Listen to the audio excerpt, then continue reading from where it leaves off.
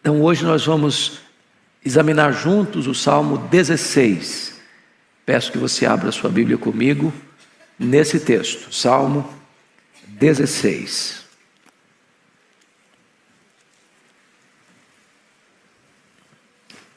Você vai acompanhar comigo a leitura desse texto. Está escrito o seguinte: guarda-me, ó Deus, porque em ti me refugio. Digo ao Senhor, tu és o meu Senhor. Outro bem não possuo, senão a ti somente. Quanto aos santos que há na terra, são eles os notáveis nos quais tenho todo o meu prazer. Muitas serão as penas dos que trocam o Senhor por outros deuses. Não oferecerei as suas libações de sangue, e os meus lábios não pronunciarão o seu nome. O Senhor é a porção da minha herança e o meu cálice. Tu és o arrimo da minha sorte. Caem-me as divisas em lugares amenos. É muito linda a minha herança. Bendigo o Senhor que me aconselha, pois até durante a noite o meu coração me ensina. O Senhor tem-o sempre à minha presença. Estando Ele à minha direita, não serei abalado. Alegra-se, pois, o meu coração e o meu espírito exulta. Até o meu corpo repousará seguro, pois não deixarás a minha alma na morte, nem permitirás que o teu santo veja corrupção. Tu me farás ver os caminhos da vida. Na tua presença há plenitude de alegria. Na tua destra, delícias perpetuamente. Amém. Bom, eu quero conversar com vocês sobre o tema o Senhor, nosso melhor tesouro no tempo e na eternidade. Só trazendo à baila novamente algumas lembranças do que já estudamos. O livro de Salmos é o maior livro da Bíblia. O livro de Salmos tem algumas peculiaridades. Foi o livro que se demorou mais tempo para escrever. Aproximadamente 1000 anos é o período que compreende a composição desses poemas. Isso porque você tem salmos de Moisés, como o Salmo 90, escrito 1500 anos antes de Cristo. E você tem salmo pós-cativeiro babilônico, do 5º século antes de Cristo. O livro de Salmos é uma coletânea de poemas. E isto foi organizado, ordenado, dividido em 5 livros. Em 5 livros. Assim como você tem os livros da lei em 5 livros, você tem o livro de Salmos também em 5 livros. O primeiro, do 1 a 41, o segundo, do 42 ao 72, o terceiro, de 73 ao 89, o quarto, do 90 ao 106, e o quinto, do 107 ao 150. Esse livro tem vários autores. O principal deles é Davi. Escreveu maior quantidade de salmos. Mas você tem salmos de Asaf, você tem salmo dos filhos de Coré, você tem salmos de Salomão, você tem salmos de Moisés, e você tem salmos anônimos, que até hoje não sabemos quem os escreveu. Os salmos são qualificados ou classificados também por categorias. Você tem salmos de louvor, você tem salmos de penitência, você tem salmos imprecatórios, você tem salmos messiânicos. Este salmo particular, Salmo 16, como veremos, é um salmo messiânico. Alguns atribuíram este poema a Ezequias, porém, temos a plena convicção de que foi escrito por Davi. Aí você tem no símbolo da sua Bíblia aí, hino de Davi. E a referência que nós temos no Novo Testamento acerca desse salmo nos dá a garantia de que quem o escreveu de fato foi Davi. Porém, quando Davi escreve o salmo, que nós chamamos de Salmo 16, ele está olhando não apenas para ele, mas ele está apontando para o Messias, porque ele faz declarações aqui que não combinam com ele, homem como você e eu, que tem o final da vida concluído aqui pela morte. Quando você vai a Jerusalém hoje e vai visitar o cenáculo, lá está o túmulo de Davi. É possível que foi alguma coisa preparada para os turistas visitarem, mas o certo é que Davi foi sepultado em Jerusalém. E ainda hoje você pode visitar o seu túmulo. Mas quando você lê nesse salmo, por exemplo, verso de número 10, verso 9 e 11, você sabe que Davi está falando para alguém que não é ele mesmo, para alguém que é chamado na Bíblia de filho de Davi, aquele que Davi recebeu a promessa de que ele teria um herdeiro, que teria um trono, e o trono é eterno, o seu reino jamais passará. Então os versos 9 e 10 não estão falando de Davi que escreveu o salmo, mas estão falando do Messias. Alegra-se, pois, o meu coração e o meu espírito exulta, até o meu corpo repousará seguro, pois não deixarás a minha alma na morte, nem permitirás que o teu santo veja corrupção. Então, Davi morreu, foi sepultado, e o seu túmulo pode ser visitado. Porém, o filho de Davi, Jesus Cristo, nosso Senhor, o Messias, o seu corpo não viu corrupção. O seu túmulo foi aberto de dentro para fora. O seu túmulo está vazio. E você pode também visitar o túmulo de Jesus, mas ele não está mais lá. Ele ressuscitou. E eu gostaria que você confirmasse isso comigo através de dois apóstolos, que foram os apóstolos mais destacados no livro de Atos. Do capítulo 1 ao capítulo 12, o apóstolo que mais se destaca no relato de Lucas, no livro de Atos, é Pedro. Dos capítulos 13 a 28, o apóstolo que mais se destaca é Paulo. E ambos deram testemunho desse salmo. Ambos citaram este salmo. E ao citarem este Salmo 16, apontam não para Davi, mas apontam para Jesus, o filho de Davi. Então vejamos isso. Abra sua Bíblia comigo em Atos dos Apóstolos, capítulo 2.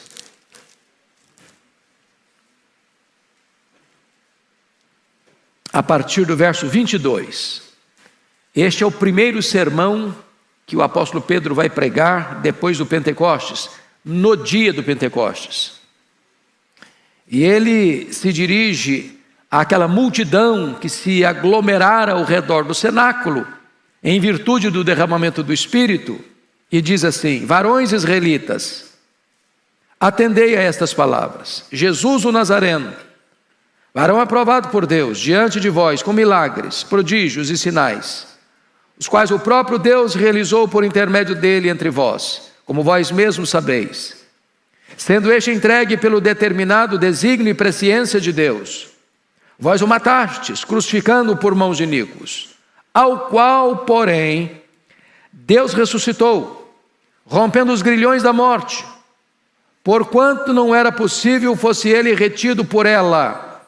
E agora ele vai ancorar esta verdade de que a ressurreição de Cristo ocorreu, porque a morte dele não foi um acidente, e a ressurreição dele não foi uma surpresa, no texto do Salmo 16, versículo 25, porque a respeito dele diz Davi, a respeito do Messias: diante de mim via sempre o Senhor, porque está à minha direita, para que eu não seja abalado. Por isso se alegrou o meu coração, e a minha língua exultou. Além disso, também a minha própria carne repousará em esperança, porque não deixará a minha alma na morte, nem permitirás que o teu santo veja corrupção. Veja que ele está citando literalmente o versículo 10 do Salmo 16. Fizeste-me conhecer os caminhos da vida, encher-me-ás de alegria a tua presença. Agora, olha a aplicação de Pedro, versículo 29. Irmãos, seja-me permitido dizer-vos claramente a respeito do patriarca Davi, que ele morreu e foi sepultado, e o seu túmulo permanece entre nós até hoje.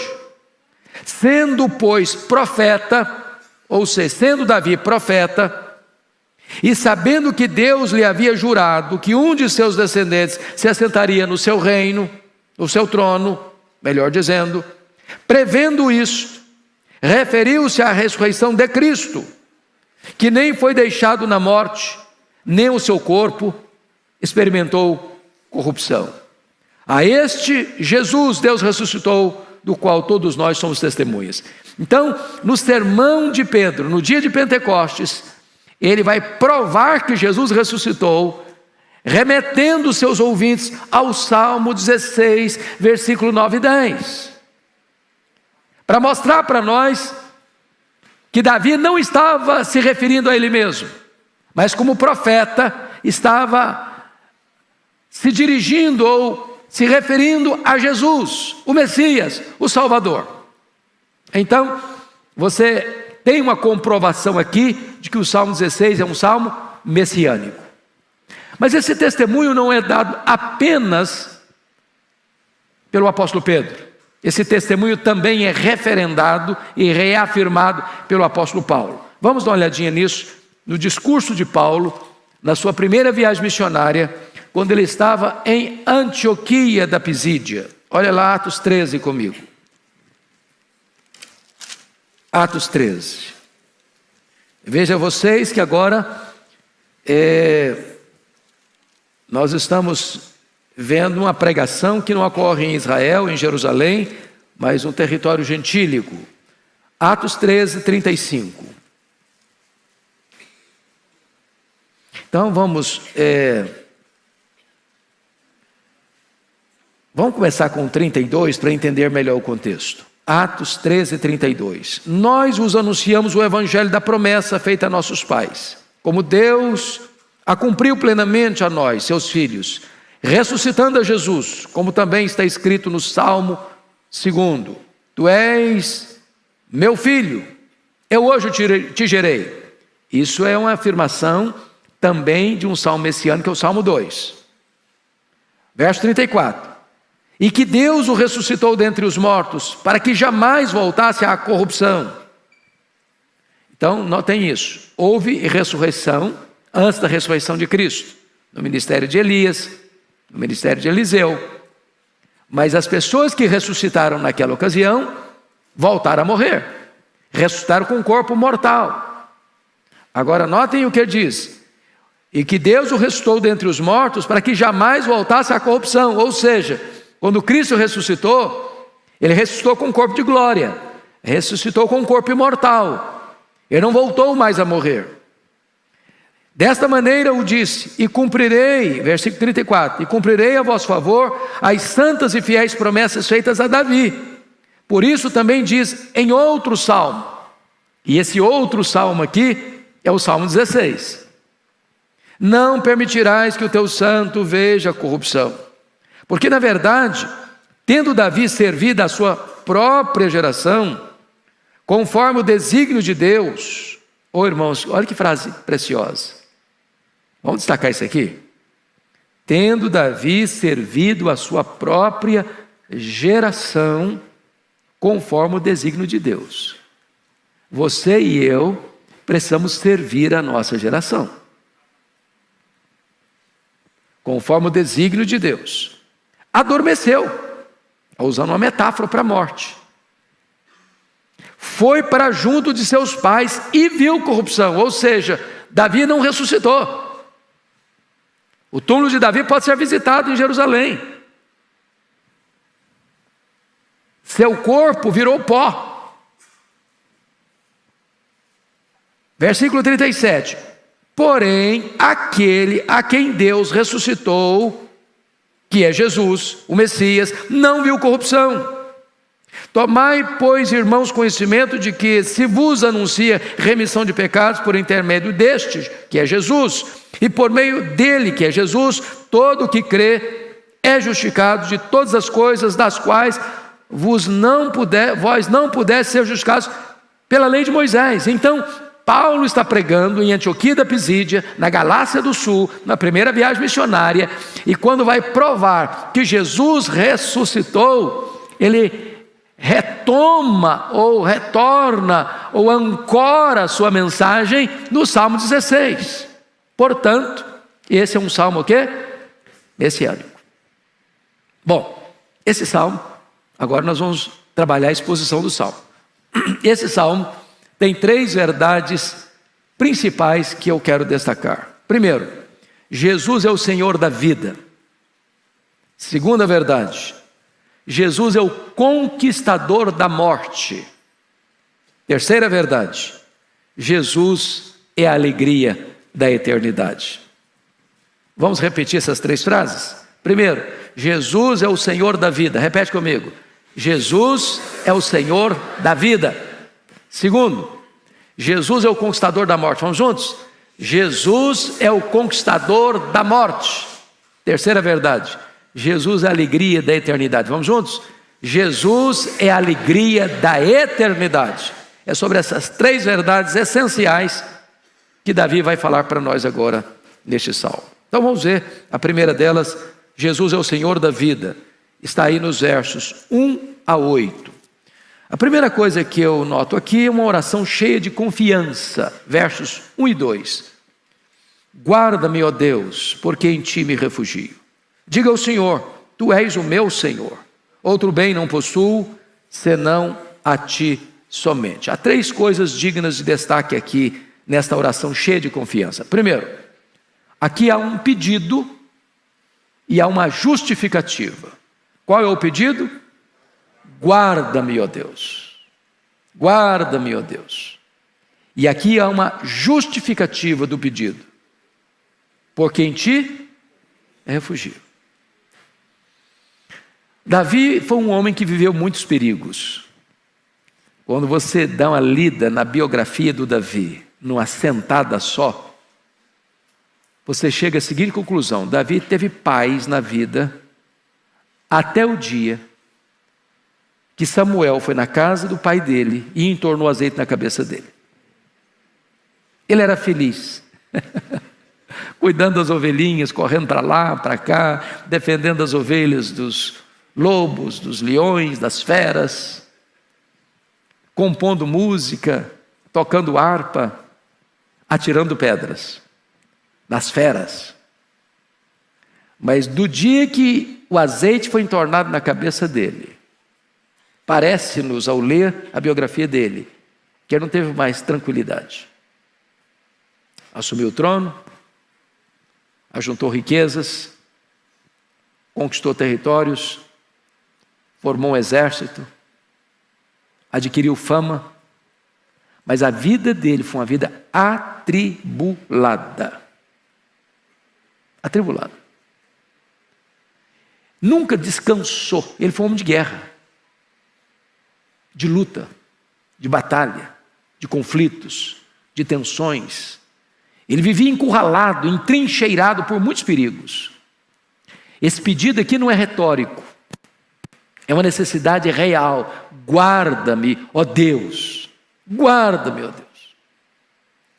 Talvez você e eu não enfrentemos hoje todos os riscos que Davi enfrentou nos seus dias, mas não deveríamos nós fazer a mesma oração hoje? Guarda-me, ó Deus.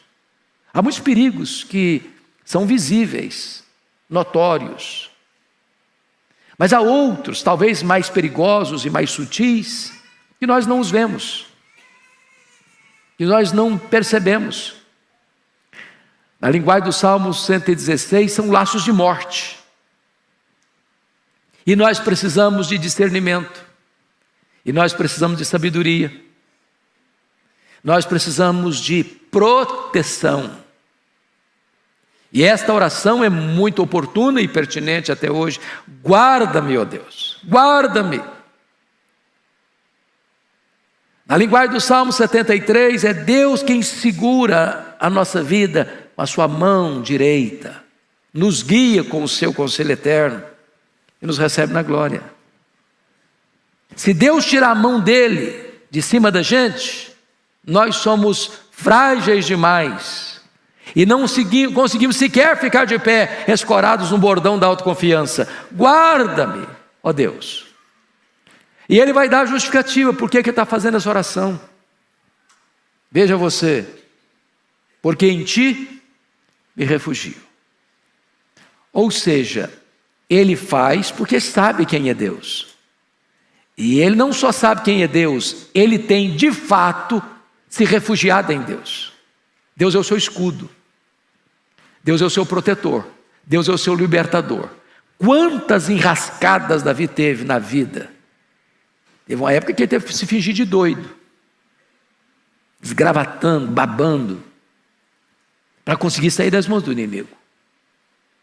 Houve épocas em que ele foi encurralado, a casa dele foi encurralada. O sogro dele, que foi o seu arqui-inimigo, queria matá-lo de todo jeito. E ele tinha que fugir para as cavernas, para os desertos, buscando asilo até fora de Israel. E ele está dizendo, ó Deus, guarda-me, porque em ti eu me refugio. E ele não está dizendo isso retoricamente, não. Ele cria nisso, ele acreditava nisso, ele se fiava nisso. Há uma segunda coisa que eu destaco aqui, nessa oração cheia de confiança. É uma fé pessoal. Olha o verso 2 comigo. Diga ao Senhor, tu és o meu Senhor. Outro bem não possuo senão a ti somente. E eu queria destacar aqui esta questão, diga ao Senhor, tu és o meu Senhor. Porque não é apenas uma questão de crer que Deus é soberano, majestoso, onipotente, que Ele tem controle do universo, que Ele tem as rédeas da história em suas mãos, e que Ele pode nos socorrer. Ele está dizendo, tu és o meu Senhor. Isso é uma relação pessoal, isso é intimidade com Deus. Isso é experiência com Deus. É você poder saber que Deus não é apenas o Deus que está lá no alto céu, Ele é o Deus que está aqui com você, que tem um coração contrito e abatido. Mas mais, você vai notar ainda no verso 2, que este homem refugiado se vê herdeiro, e sua herança é o próprio Senhor. Olha aí comigo o verso 3, aliás o verso 2, na parte B. Outro bem não possuo senão a ti somente. Olha, quem está escrevendo esse salmo é um homem riquíssimo. Se você quiser conhecer um pouco da riqueza de Davi, é só ler lá o quanto ele deu dos seus tesouros pessoais para a construção do templo de Jerusalém. Ele não construiu, quem construiu o templo foi seu filho Salomão, mas toda a provisão do templo ele já deixou preparado. Então era um homem muito rico, mas desapegado das coisas materiais. Era um homem muito rico, mas ele sabia que a herança dele não era ouro, não era prata, não era rebanhos, não era terra, não era coisas do aqui, do agora, mas era o Senhor. Outro bem não possuo senão a ti somente. E ele não só diz que Deus é a melhor herança, Deus é a única herança. O que ele está dizendo? O homem mais rico se torna o homem mais pobre, como um mendigo, na hora que morre. Porque o que ele leva para a sepultura? Quanto do seu dinheiro? Quanto das suas fazendas? Quanto dos seus rebanhos? Quanto da sua caderneta? Quanto dos seus investimentos na bolsa? Quanto de barra de ouro? Quanto de investimentos no mercado financeiro? Quanto ele leva? Leva nada. Ele desce a cova igual um mendigo. Os ossos dele se secam e viram pó, do mesmo jeito que os ossos do mendigo. Isso levou o John Rockefeller, o primeiro bilionário do mundo, a afirmar que o homem mais pobre que ele conhecia era o homem que só tinha dinheiro. Feliz é o homem que pode entender isso, o que Davi afirmou: outro bem não possuo senão a ti somente. Deus não é apenas o seu refúgio, verso 1, mas Deus é também a sua herança, no verso 2. Lembra do Salmo 73, do conflito, das angústias de Asaf, que estava invejando o ímpio que prosperava? O cara tinha dinheiro, o cara tinha saúde, o cara tinha amigos, pelo menos os bajuladores que o cercavam, e ele, piedoso, todo dia afligido, todo dia castigado, e ele tem inveja, quase que os seus pés resvalam, até que ele entrou na casa de Deus e atinou com o fim do ímpio. O ímpio só tem dinheiro, não tem mais nada, ele só tem saúde, até o dia que o corpo dele é surrado pela doença. Mas quando o ímpio morre, ele perece. Mas ele diz: eu tenho o Senhor, eu tenho o Senhor. Que verdade bendita é essa que Davi está expressando. Mas agora, vamos à segunda lição desse texto. Uma companhia cheia de prazer, nos versos 3 e 4. Olha aí comigo. Quanto aos santos que há na terra, são eles os notáveis, nos quais tenho todo o meu prazer. Muitas serão as penas dos que trocam o Senhor por outros deuses, e os meus lábios não pronunciarão o seu nome. Então eu chamo a sua atenção para um aspecto muito importante, que é o que eu chamo de comunhão vertical, verso 1 e 2, com a comunhão horizontal, versos 3 e 4. Ou seja, quando você tem comunhão com Deus, você vai procurar também ter comunhão com quem anda com Deus. Davi sabia exatamente o que significava alguém que trocava o verdadeiro Deus por outros deuses. Talvez uma das maiores tentações que o povo de Israel viveu ao longo da sua história, até o cativeiro babilônico, é que Israel viveu sempre flertando com outras divindades. Às vezes que Israel caiu desastradamente, é porque Israel deixava o seu Deus para se curvar diante de outros deuses. Um exemplo clássico disso é quando Moisés subiu ao Monte Sinai e o povo falou: cadê o nosso líder? Tem 40 dias que ele não aparece, ele não vai aparecer mais não, acho que ele deve ter morrido para lá e ele não vai chegar mais. E aí chegaram para o Arão, o irmão dele, falou: Arão, você dá um jeito de arrumar um Deus para nós. Aí pegaram os brincos, os braceletes, os objetos de adorno, de ouro, e botou tudo aquilo no fogo, e Arão fez um bezerro de ouro. E o povo diz: esse bezerro é o nosso Deus. A idolatria, irmãos, é uma loucura. Ela tira o siso, a inteligência. Porque notem vocês o que é uma pessoa fabricar um ídolo, forjar uma imagem, montar a figura de um bezerro, que foi feito pela mão do homem, e agora você diz: aquilo que eu fiz é o meu Deus.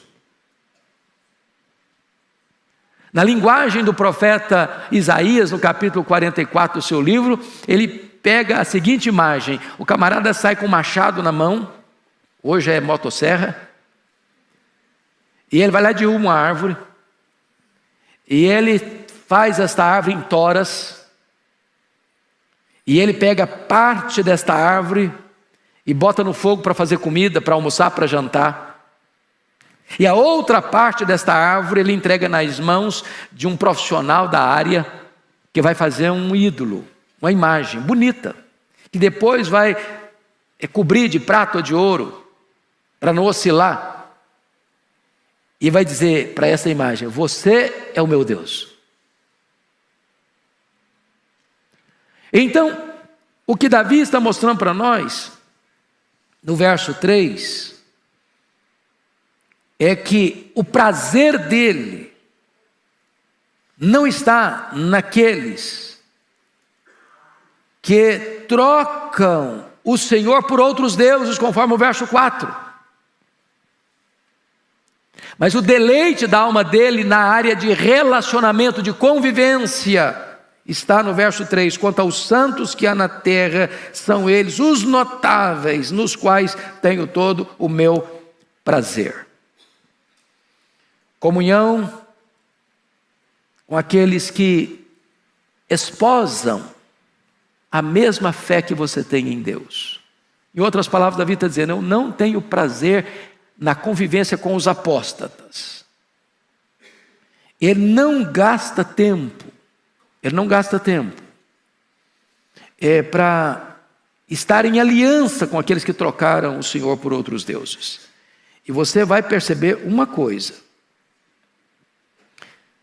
o que está escrito no versículo 4, ele não está falando do pagão, ele não está falando daquele que nasceu num berço de escuridão, e cresceu num berço de escuridão, e nunca conheceu a verdade. Leia comigo de novo o verso 4, preste atenção no que ele está dizendo. Muitas serão as penas dos que trocam o Senhor por outros deuses. Ele está falando daquele que caminhou com ele um dia, na mesma fé, na mesma crença, nos mesmos valores, nos mesmos princípios. Aquele que professava o nome do Senhor como seu Deus. E de repente um fato aconteceu. A apostasia chegou. E a pessoa não crê mais como cria. Ela não aceita mais as mesmas verdades que defendia. Ela rejeita todo aquele conteúdo doutrinário, teológico que um dia ela abraçou. E ela joga tudo fora e agora abraça uma outra fé pagã, idólatra, sem nenhuma consistência com a verdade das Escrituras. E Davi está dizendo: nesses a minha alma nos comprais. Eu não tenho prazer em conviver com eles. Aqueles que viraram as costas para o Senhor, aqueles que abandonaram a verdade, aqueles que se desviaram do caminho, aqueles que trocaram o Senhor por outros deuses, esses, diz Davi, vão sofrer muitas penas. Porque não há esperança fora de Deus, não há salvação fora da verdade, não há vida fora daquele que é a fonte da vida. Esse salmo está mostrando para nós, irmãos, o grande perigo daqueles que se apostatam, se desviam da verdade de Deus. Pois bem, vamos agora à terceira lição desse primeiro ponto. Uma herança cheia de privilégio, versos 5 e 6, olha comigo. O Senhor é a porção da minha herança e o meu cálice, tu és o arrimo da minha sorte. Caem minhas divisas em lugares amenos, é muito linda a minha herança. Bom, você nota que eu já tinha dito isso no verso 2. Digo ao Senhor, tu és o meu Senhor, outro bem não possuo, senão a ti somente. Mas agora ele vai mostrar que o Senhor é a porção da sua herança e o meu cálice, tu és o arrimo da minha sorte. Aqui eu quero chamar a sua atenção para duas coisas. Primeiro, Davi era um homem muito rico, mas a herança dele era o Senhor. Irmãos, nós somos uma geração que, graças a Deus, temos provisão, temos fartura, temos abundância. Você tem mais comida na sua casa do que você precisa e mais dinheiro do que você necessita para encher a sua despensa. Bendito seja Deus. Você abre o seu guarda-roupa e você tem mais roupa do que você precisa. Nós vivemos numa geração que bens de consumo são fáceis de ter acesso. Você se lembra lá, quando João Batista pregava no deserto, e a multidão perguntou para ele assim: o que nós vamos fazer, João Batista, diante dessa pregação de arrependimento? Como é que é isso? Como é que a gente mostra que está arrependido mesmo? Ele diz: quem tem 2 túnicas, dê uma para quem não tem. Naquela época, as pessoas não tinham acesso igual nós, com roupa. A pessoa que tinha 2 túnicas era o senhor fulano. Você pegava uma roupa e usava até acabar. Hoje, todos nós aqui temos mais do que 2 túnicas, mais do que 2 calças, mais do que 2 camisas. As mulheres, mais do que 2 vestidos, né? Embora tenhamos tanta fartura, Davi vai dizer: o Senhor é a minha herança. Mas a segunda coisa que ele está dizendo aqui: tu és o arrimo da minha sorte.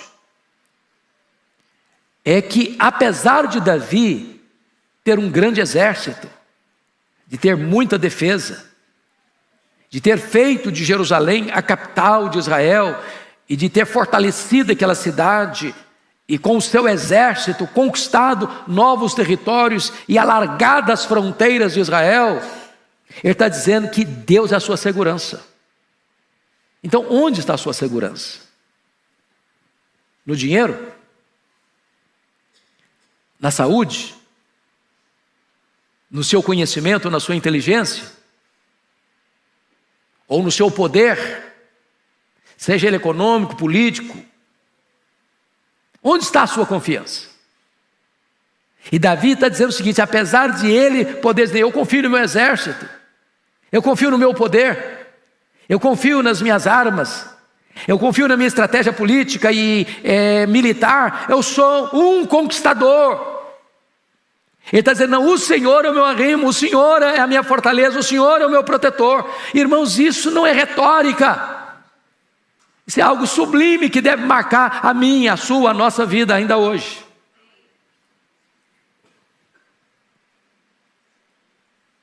Mas vamos ver agora uma quarta verdade, ainda nesse ponto. Uma comunhão cheia de aprendizado, versos 7 e 8. Olha aí comigo. Bendigo o Senhor que me aconselha, pois até durante a noite o meu coração me ensina. O Senhor tenho sempre a minha presença, estando Ele à minha direita, não serei abalado. Então você vai notar no verso 7, que Deus para Davi é o seu refúgio, Deus para Davi é a sua herança, Deus para Davi é o seu protetor, mas agora Davi vai dizer que Deus é para ele o seu conselheiro. Bendigo o Senhor que me aconselha. E eu pergunto a você, quem é o seu conselheiro? E você pergunta ainda, mas como Deus pode ser hoje o meu conselheiro?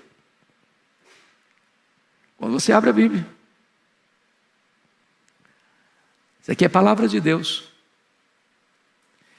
Se você, ao caminhar pela vida, ao tomar decisões, ao fazer um negócio, seja pequeno ou grande, na sua empresa, no seu trabalho, ao ter que tomar uma decisão, seja na vida pessoal, conjugal, familiar, profissional, você consultar a Deus, e consultar a Deus não é uma coisa mágica, não é uma caixinha de promessa que só tem coisa boa, nenhuma exortação, nenhuma repreensão, só promessa de bênção. Você pode criar uma ideia equivocada. Mas se você for para a Escritura, para examinar todo o conselho de Deus, se você pautar sua vida pela palavra de Deus, sendo dirigido pelos conselhos de Deus, Deus é também hoje o nosso conselheiro. É o nosso conselheiro. Você não caminhar fiado na sua sabedoria, mas na sabedoria divina. Agora notem, Davi vai dizer no verso de número 7, pois até durante a noite o meu coração me ensina. E eu acho isso aqui fenomenal, porque Davi está mostrando para nós um princípio aqui, que é o princípio da meditação. Me permita usar uma ilustração do campo, da região rural, da pecuária. Você sabe que o boi, a vaca, tem 2 estômagos. Você vê um animal pastando, ele está pastando o tempo todo, vai pastando, está comendo. Ele ingere aquilo. Depois ele vai parar ou vai deitar e ele vai passar aquele alimento de um estômago para o outro, que ele vai ruminar o alimento. Às vezes a gente lê a Bíblia atropeladamente, apressadamente, sem parar, sem refletir. Davi está dizendo que ele tem o propósito não só de ler a Escritura, não só de receber conselhos de Deus, mas ele para, ele rumina, ele digere, ele processa todo aquele conteúdo que ele leu, que ele aprendeu, para ele mesmo, durante as vigílias da noite, aconselhar o seu próprio coração. É isso que ele está dizendo. pois até durante a noite o meu coração me ensina. Ora, o nosso coração é inclinado para o mal. Do nosso coração procede todo mau desígnio. Como é que você vai ter o seu coração como mestre, como conselheiro? O seu coração só brota aquilo que você joga nele. Se você entulhar o seu coração de coisa ruim, o que vai brotar de lá? É coisa ruim. Se você passa a noite inteira só assistindo seriado e as coisas mais complicadas da vida acontecendo ali diante dos seus olhos, o que é que o seu coração vai trazer à tona? É aquele conteúdo.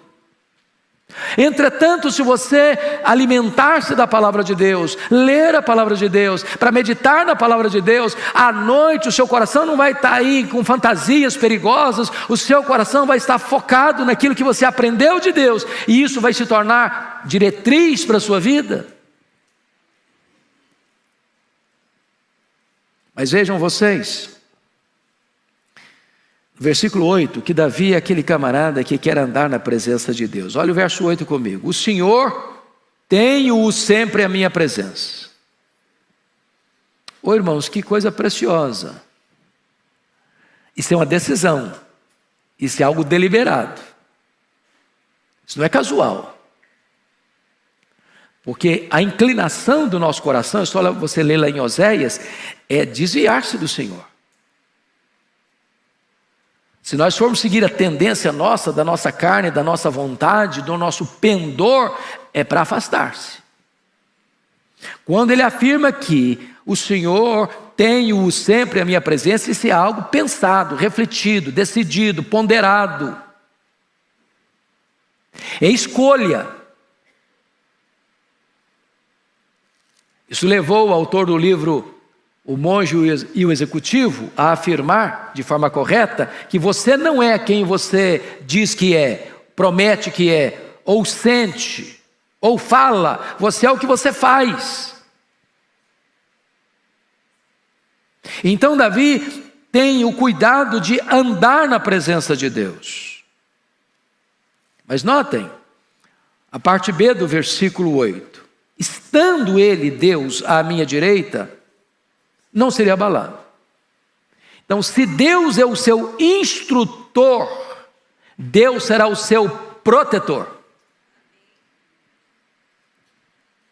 Se Ele que instrui é o seu conselheiro, se você anda nas pegadas dele, você está protegido. Lembra, por favor, lá a tentação do diabo a Jesus lá no deserto.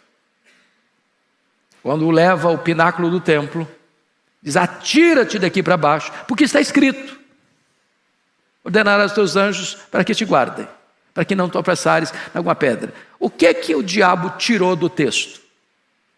Propositadamente. Tirou a frase: para que te guarde em todos os teus caminhos. Em outras palavras, Deus não tem nenhum compromisso com as nossas loucuras. Deus não promete nos guardar em qualquer circunstância se os nossos pés estão se desviando para outras veredas, se nós não acolhemos os conselhos que Ele nos dá, se Ele não está à nossa presença. Não, Deus promete guardar você em todos os seus caminhos. É quando Ele é o seu instrutor que Ele também será o seu protetor. Bom, então vamos ao ponto 2. Mais rápido agora, que Ele não é apenas o Senhor da vida, Ele é o conquistador da morte. Confira comigo os versos 9 e 10. Alegra-se, pois, o meu coração e meu espírito exulta, até o meu corpo repousará seguro. Pois não deixarás a minha alma na morte, nem permitirás que o teu santo veja corrupção. E aqui, meus amados irmãos, nós vemos a ressurreição como a vitória sobre a morte. E ele vai dizer: alegria do repouso seguro. Alegra-se, pois, o meu coração e o meu espírito exulta, até o meu corpo repousará seguro. E a partir daqui, Davi não está falando mais dele. Ele é um profeta. E como profeta que é, inspirado pelo Espírito Santo, ele passa a olhar para o filho dele, o herdeiro do trono dele, o herdeiro do trono eterno, que jamais passará, ele está olhando para o Messias. E tanto o apóstolo Pedro quanto o apóstolo Paulo, pegando esse texto, fazendo a aplicação desse texto, estão afirmando que Davi não está falando dele mesmo. Porque todos sabem que Davi morreu e que o túmulo dele pode ser visitado. Ele não ressuscitou. Ele está se referindo a Jesus, o Messias, o filho de Davi, o herdeiro do trono eterno. E este Jesus é aquele que o texto está dizendo: o meu espírito exulta e até o meu corpo repousará seguro. Por quê? Porque na verdade, a morte para Jesus foi o quê? Repouso. Vocês se lembram, nos relatos bíblicos, o sofrimento que Jesus suportou. Primeiramente vamos ver os sofrimentos físicos e morais. Ele foi cuspido no rosto pelo sinédrio. Esbordoaram a cabeça dele lá no sinédrio. Depois ele é levado ao pretório romano. E vocês se lembram como Pilatos entregou Jesus para ser açoitado. E naquela época os açoites eram crudelíssimos, porque os chicotes eram feitos de correias de couro cru, com pedaços de osso na ponta, e quando o carrasco batia com fúria o seu chicote e arrancava o chicote, lascas de carne vinham, os ossos ficavam expostos, as vísceras poderiam ser vistas. Muitos morriam naquele suplício.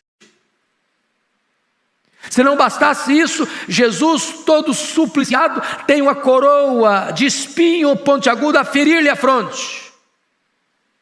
E ainda ter que carregar nu, pelas ruas de Jerusalém, o pesado lenho. E ser esticado naquele leito vertical da morte, com dores, com cãibras, com sede. Mas o maior sofrimento de Jesus não foi o físico, nem o emocional. Foi o sofrimento espiritual. E é por isso que diz a Bíblia que ele chora e sangra no Getsêmani. Pai, se possível, passe de mim este cálice, sem que eu beba, se não seja feita a tua vontade.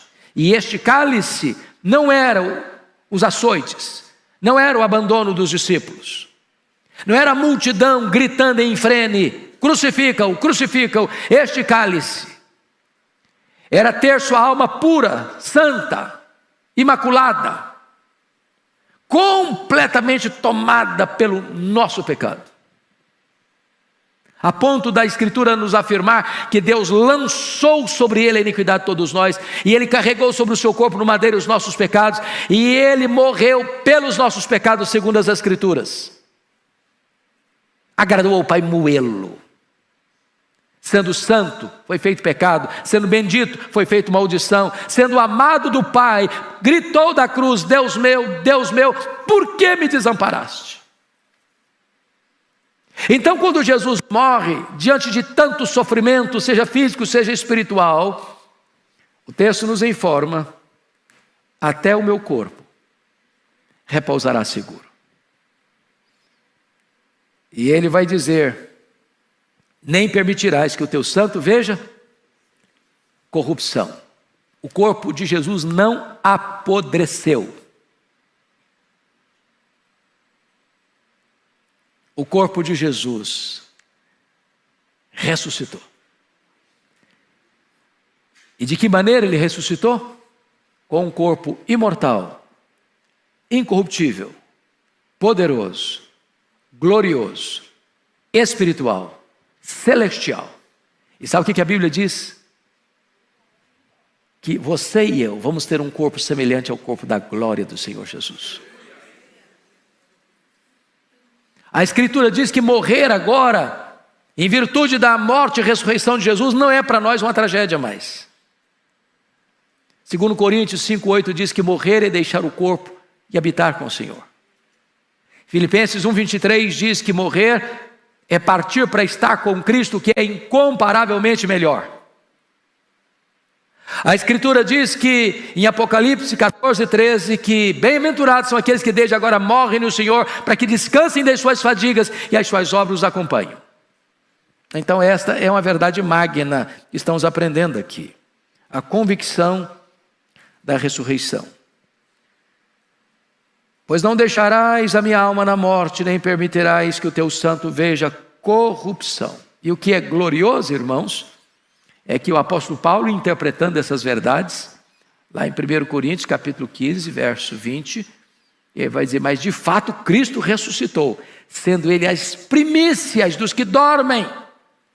Ou seja, quando Jesus entra na morte, e diz a Bíblia que se as pessoas, os ímpios, as autoridades humanas e espirituais soubessem disso, jamais teriam crucificado o Senhor da glória, porque é uma espécie de conspiração divina. Quando os inimigos pensam que estão prevalecendo sobre Jesus, e judeus e gentios se uniram para matar o autor da vida, eles jamais podiam imaginar que Jesus entraria nas entranhas da morte, arrancaria o aguilhão da morte, mataria a morte, inaugurando a imortalidade com a sua ressurreição. Ele reverteu o quadro, ele virou a mesa. E ele, Jesus, é a garantia de que nós ressuscitaremos. Então, vamos ao último ponto. Primeiro, o Senhor é o quê? Senhor da vida. Segundo, Jesus é o quê? Conquistador da morte. Mas agora, em terceiro lugar, Jesus é a alegria da eternidade. Olha comigo o versículo 11, por favor. Tu me farás ver os caminhos da vida. Na tua presença a plenitude e alegria. Na tua destra, delícias perpetuamente. Então veja você que em lugar da morte você tem vida abundante. Você e eu podemos, como Paulo, olhar na cara da morte e perguntar, onde está a morte a tua vitória? Onde está a morte o teu aguilhão? Tragada foi a morte pela vitória. Embora é o último inimigo a ser vencido, e embora a morte ainda nos traga sofrimento tão atroz, a morte já morreu, para nunca mais ressuscitar. Mas o vencedor da morte entrou nas entranhas da morte, matou a morte, ressuscitou e inaugurou a imortalidade. Louvado seja o Senhor. Mas veja mais, os caminhos da vida só existem na presença de Deus. Na tua presença a plenitude e alegria. Meus irmãos, isso aqui eu chamo de filosofia da vida. Porque chama a sua atenção que na época do Novo Testamento, era muito comum no mundo uma doutrina chamada de hedonismo. Os epicureus eram hedonistas. Lembram de Paulo em Atenas discutindo com os epicureus? Os epicureus acreditavam nisso, que não tem eternidade, não tem céu, não tem inferno, não tem amanhã, não tem futuro. A vida é apenas uma rápida jornada do berço à sepultura. Portanto, o lema dos epicureus, dos hedonistas modernos, é comamos e bebamos, porque amanhã morreremos. Curta a vida, beba todos os baldes de prazer que a vida lhe oferece. Não se reprima. Mas a questão é, o homem tem conseguido encontrar a verdadeira alegria jogando esses baldes de prazer para dentro dele? Eu costumo pensar na seguinte cena. Eu, quando às vezes venho para cá, domingo de manhã, eu passo na frente de uma boate. E às vezes, 7h30 da manhã, você passa lá e vê jovens vomitando na calçada. A cara amarrotada. A pergunta é, Qual era a proposta daquela programação da boate? Era arrebentar com as pessoas? Está na placa lá, venha para cá que você se arrebenta todo. Se você vier, você vai vomitar. Não, não é essa a proposta. Qual é a proposta? Aqui tem vida, aqui tem música, aqui tem festa, aqui tem celebração, aqui tem prazer, aqui tem diversão. Venha que a vida está pulsando aqui dentro. E tudo que o homem experimenta, e você pode conferir isso lá em Eclesiastes 2, quando Salomão procurou a felicidade. E onde ele procurou a felicidade? No riso, nas gargalhadas, nos happy hours da vida. Onde ele procurou a felicidade? Na bebida, no fundo de uma garrafa. Onde ele procurou a felicidade? Nas realizações, construir casas, vinhas, açudes, tudo para mim, para o meu desfrute, para o meu deleite. Onde ele procurou a felicidade? Na música, cantores e cantoras. Onde ele procurou a felicidade? No sexo, nas delícias dos filhos dos homens, mulheres e mulheres. Onde ele procurou a felicidade? Na fama, eu me tornei a pessoa mais famosa. Tudo que meu coração desejou, eu dei para ele. Tudo que os meus olhos viram, eu não neguei a eles. E qual o resultado de tudo isso? Frustração, vaidade, bolha de sabão. E o homem não encontra felicidade nem no dinheiro, nem no sucesso, nem na fama, nem no sexo, nem nas drogas, nem nas viagens as mais requintadas, nem vestindo as roupas mais caras, nem frequentando os restaurantes mais conceituados, nem bebendo os vinhos mais caros. Por quê? Porque só tem alegria verdadeira, genuína, na presença de Deus. O lugar de celebrar a vida é na presença de Deus. Louvado seja o Senhor. Na tua presença não há alegria não, há plenitude de alegria.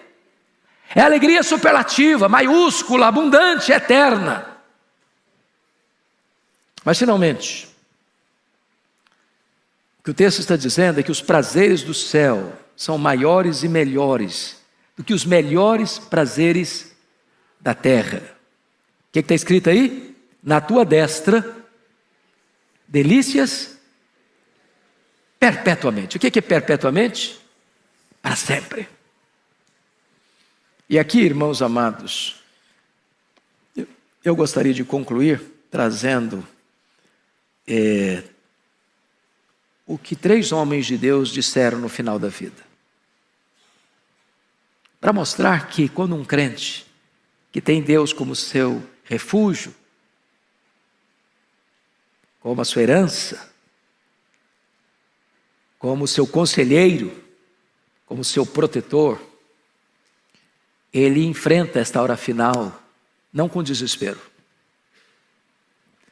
Quando Dwight Lyman Moody, o grande evangelista e avivalista americano, estava morrendo, ele disse: afasta-se a terra, aproxima-se o céu, eu estou entrando na glória. Mark Lloyd Jones, médico e pastor, depois de lidar com um câncer que foi minando a sua saúde, ao final ele disse para a sua família e para a sua igreja: não precisam, não orem mais por minha cura, não me detenham da glória. Miguel Gonçalves Torres fez parte da primeira turma de seminaristas da Igreja Presbiteriana do Brasil. Era um português. E quando ele morreu, ele disse para a esposa: corra, corra, venha cá, corra aqui. E ela veio e ele disse: eu pensei que ao morrer eu iria para o céu, mas na verdade foi o céu que veio me buscar. E com essas palavras ele adormeceu. E o texto diz: na tua presença há delícias perpetuamente. Que essas verdades preciosas consolem o nosso coração nesta manhã. Amém.